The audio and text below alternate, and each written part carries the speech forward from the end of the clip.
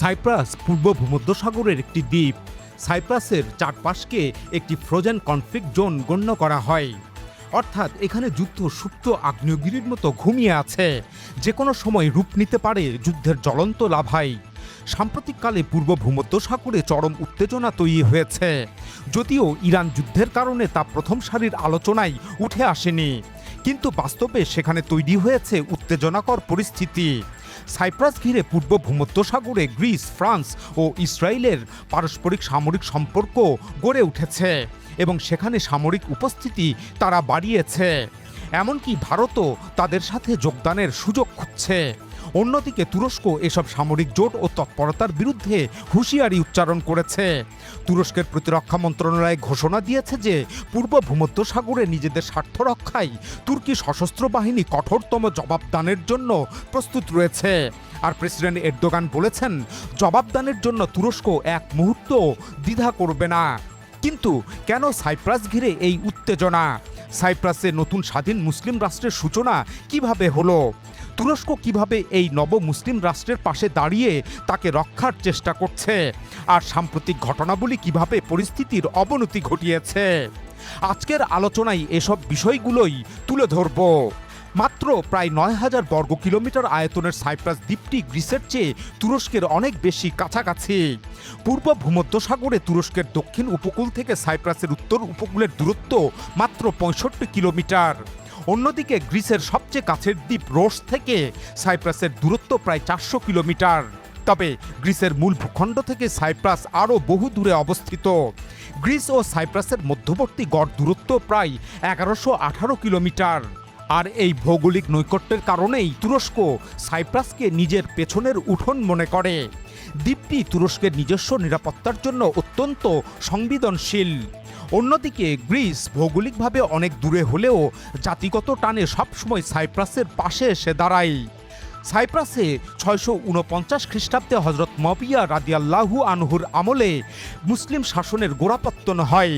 এর বহু শতাব্দীর পর ১৫৭১ সালে সাইপ্রাস তুর্কি অটোমান সাম্রাজ্যের অন্তর্ভুক্ত হয়। এরপর প্রায় ৩০০ বছরেরও বেশি সময় ধরে দ্বীপটি অটোম্যানদের অধীনেই ছিল। কিন্তু ১৮৭৭ সালে ইতিহাস নতুন মোড় নেয়।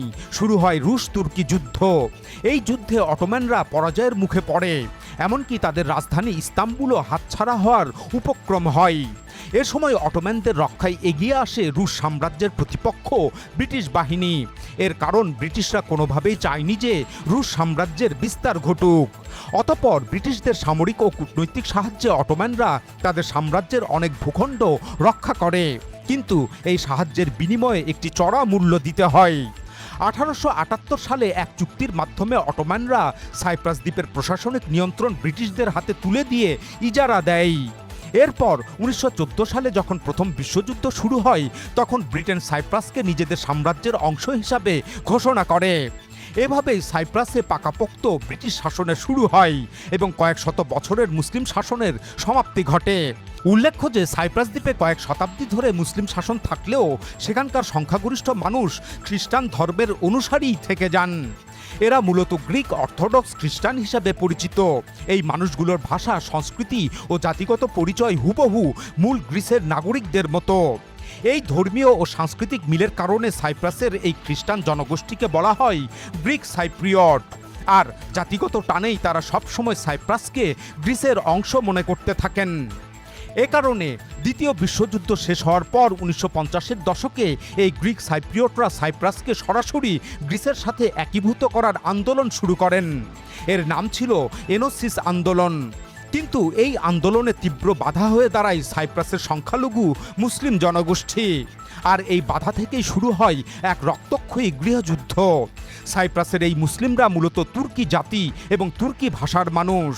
অটোম্যান সাম্রাজ্যের শাসন চলাকালে তারা সাইপ্রাসে স্থায়ীভাবে বসতি গড়েছিলেন। ইতিহাসে এরাই তুর্কি সাইপ্রিয়ট নামে পরিচিত।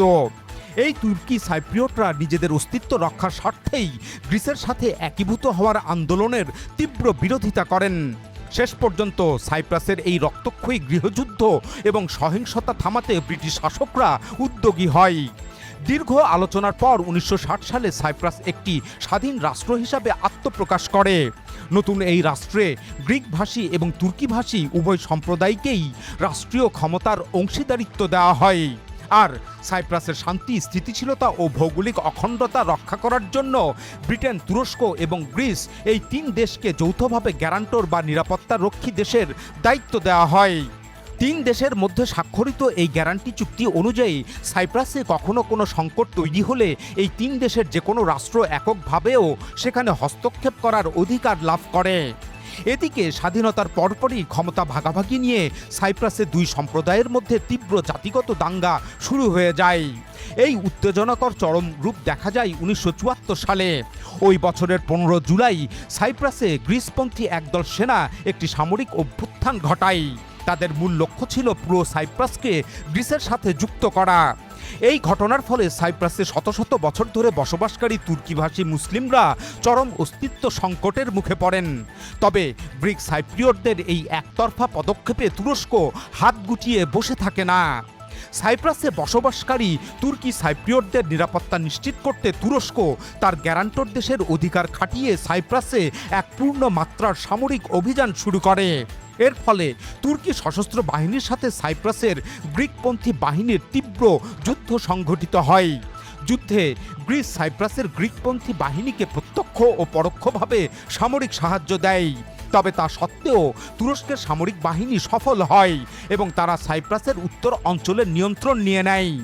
এর ফলে সাইপ্রাস দ্বীপটি 2 ভাগে বিভক্ত হয়ে পড়ে। 2 পক্ষের সীমানার মাঝখানে মোতায়েন করা হয় জাতিসংঘ শান্তিরক্ষী বাহিনী। অতঃপর সাইপ্রাসের উত্তর অংশ পরিণত হয় তুর্কি সাইপ্রিয়টদের বাসভূমিতে, আর দক্ষিণ অংশটি হয়ে পড়ে গ্রিক সাইপ্রিয়টদের বাসভূমি। কিন্তু এভাবে সাইপ্রাস 2 ভাগে ভাগ হয়ে গেলেও সংকট কাটে না। 1974 থেকে 1983 সাল পর্যন্ত দীর্ঘ 9 বছর ধরে গ্রিক ও তুর্কি সাইপ্রিয়টদের মধ্যে এক গভীর রাজনৈতিক ও অর্থনৈতিক অচলাবস্থা তৈরি হয়। এই সময়ে জাতিসংঘ 2 পক্ষকে নিয়ে একাধিকবার শান্তি আলোচনা ও ক্ষমতা ভাগাভাগির চুক্তি করার চেষ্টা করে। কিন্তু গ্রিক সাইপ্রিয়টরা সাইপ্রাসের উত্তর অঞ্চলের তুর্কিদের সমান রাজনৈতিক অধিকার ও স্বায়ত্তশাসন মেনে নিতে বারবার অস্বীকৃতি জানায়। উপরন্তু দক্ষিণ সাইপ্রাসের গ্রিক প্রশাসন নিজেদেরকে পুরো দ্বীপের একমাত্র বৈধ সরকার হিসাবে দাবি করে এবং পশ্চিমা দেশগুলোর কাছে তার স্বীকৃতিও পায়। এর ফলে উত্তর অংশের তুর্কি সাইপ্রিয়টরা পুরোপুরি রাজনৈতিকভাবে বিচ্ছিন্ন হয়ে পড়েন এবং তারা তীব্র অর্থনৈতিক সংকটের মুখে পড়েন। এভাবে গ্রিক প্রশাসনের বৈষম্য এবং নিজেদের রাজনৈতিক ও অর্থনৈতিক ভবিষ্যৎ অনিশ্চিত দেখে অবশেষে 1983 সালের 15 নভেম্বর উত্তর সাইপ্রাসের তুর্কি সাইপ্রিয়টরা স্বাধীন তুর্কি রিপাবলিক অফ নর্দার্ন সাইপ্রাস নামে আলাদা রাষ্ট্রের ঘোষণা করে। এই ঘোষণার পরপরই তুরস্ক এবং গ্রিসের মধ্যে পুনরায় তীব্র উত্তেজনা ও কূটনৈতিক যুদ্ধ শুরু হয়। গ্রিস এবং পশ্চিমা দেশগুলো একে আন্তর্জাতিক আইনের লঙ্ঘন এবং তুরস্কের অবৈধ দখলদারিত্ব হিসাবে আখ্যা দেয়। তারা তুর্কি মুসলিমদের এই নতুন রাষ্ট্রকে স্বীকৃতিদান প্রত্যাখ্যান করে। অপরদিকে তুরস্ক এই নতুন রাষ্ট্রকে স্বীকৃতি দেয় এবং আরও অন্যান্য দেশের স্বীকৃতি আদায়ে কূটনৈতিক চেষ্টা চালাতে থাকে। বর্তমানে উত্তর সাইপ্রাসে আলাদা প্রশাসন, প্রেসিডেন্ট, প্রধানমন্ত্রী ও সরকার রয়েছে। আলাদা পতাকা এবং পৃথক রাষ্ট্রের সীমান্ত রেখাও অঙ্কিত হয়েছে। এর রাজধানী লেফকোশা। সম্প্রতি উত্তর সাইপ্রাস তুরস্কের নেতৃত্বাধীন গঠিত 7টি তুর্কিভাষী রাষ্ট্রসমূহের জোট অর্গানাইজেশন অফ টার্কিক স্টেটস বা OTS এর সদস্যপদ লাভ করেছে। সাইপ্রাসের এই উত্তর অংশের আয়তন প্রায় 3,500 বর্গ কিলোমিটার এবং লোকসংখ্যা 5 লাখের কাছাকাছি। অন্যদিকে দক্ষিণ সাইপ্রাসের আয়তন 5,500 বর্গ কিলোমিটারের বেশি এবং লোকসংখ্যা 10 লাখের কাছাকাছি। এই দক্ষিণ সাইপ্রাসের রাজধানী নিকোসিয়া। এদিকে ইউরোপীয় ইউনিয়ন সহ পশ্চিমা বিশ্বের দেশগুলো সাইপ্রাসের এই বিভক্তিকে মানে না।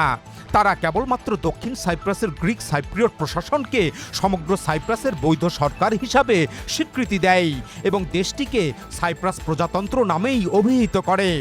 এমনকি ইউরোপীয় ইউনিয়ন পুরো সাইপ্রাসকে একটি অখণ্ড প্রজাতন্ত্র হিসাবে গণ্য করে 2004 সালে দক্ষিণ সাইপ্রাসকে তাদের সদস্য করে নেয়।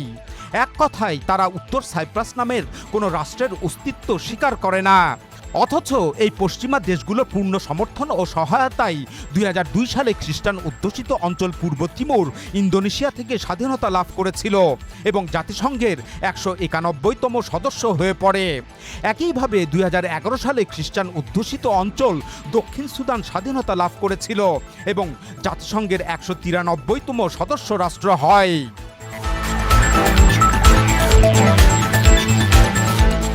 সাইপ্রাস দ্বীপ ঘিরে বর্তমানে পূর্ব ভূমধ্যসাগরে সামরিক উত্তেজনা বৃদ্ধির কারণ হল সাম্প্রতিককালে দক্ষিণ সাইপ্রাসের গ্রিক সাইপ্রিয়ট প্রশাসন গ্রিস, ইসরায়েল ও ফ্রান্সের সাথে একাধিক প্রতিরক্ষা চুক্তি স্বাক্ষর করেছে।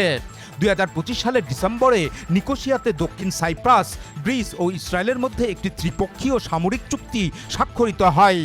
এর অধীনে এই তিন দেশ মিলে দ্রুত মোতায়েনযোগ্য 2500 সেনা সদস্যের একটি যৌথ বাহিনী গঠনের সিদ্ধান্ত নেয়, যারা পূর্ব ভূমধ্যসাগরে টহল দেবে। উল্লেখ্য যে এরও আগে 2016 সালে দক্ষিণ সাইপ্রাস ইসরায়েলের সাথে একটি স্ট্যাটাস অফ ফোর্সেস এগ্রিমেন্ট বা সোফা সামরিক চুক্তি স্বাক্ষর করে। চুক্তিটির পূর্ণ বিবরণ প্রকাশ করা না হলেও গণমাধ্যমের খবরে বলা হয় এই চুক্তির মাধ্যমে ইসরায়েল দক্ষিণ সাইপ্রাসের সামরিক ঘাঁটি ব্যবহার করতে পারবে। পরবর্তীতে 2017 এবং 2024 সালেও দক্ষিণ সাইপ্রাস ইসরায়েলের সঙ্গে আরও কয়েকটি প্রতিরক্ষা চুক্তি স্বাক্ষর করে। এদিকে গত 11 জুন গ্রিস ও দক্ষিণ সাইপ্রাসের নৌবাহিনী একটি বড় ধরনের যৌথ নৌমহড়া পরিচালনা করে। এতে গ্রিসের নৌবাহিনীর যুদ্ধজাহাজ এলি অংশ নেয়। এর আগে গত মার্চ মাসে গ্রিস দক্ষিণ সাইপ্রাসে 2টি ফ্রিগেট যুদ্ধজাহাজ এবং 4টি F-16 ফাইটার জেট মোতায়েন করে। এদিকে দক্ষিণ সাইপ্রাস, গ্রিস ও ইসরায়েলের মধ্যকার ত্রিদেশীয় চুক্তি ছাড়াও গ্রিস আলাদাভাবে গত কয়েক বছর ধরে ইসরায়েলের সাথে দ্বিপাক্ষিক সামরিক সম্পর্ক বৃদ্ধি করেছে। গ্রিস তাদের প্রায় 6000 দ্বীপের আকাশসীমা সুরক্ষার জন্য ইসরায়েলের আয়রন ডোম প্রযুক্তির আদলে একটি শক্তিশালী আকাশ প্রতিরক্ষা ব্যবস্থা গড়ে তুলতে ইসরায়েলের সাথে $2.5 বিলিয়ন বেশি মূল্যের একটি চুক্তি করার আলোচনা চালিয়ে যাচ্ছে।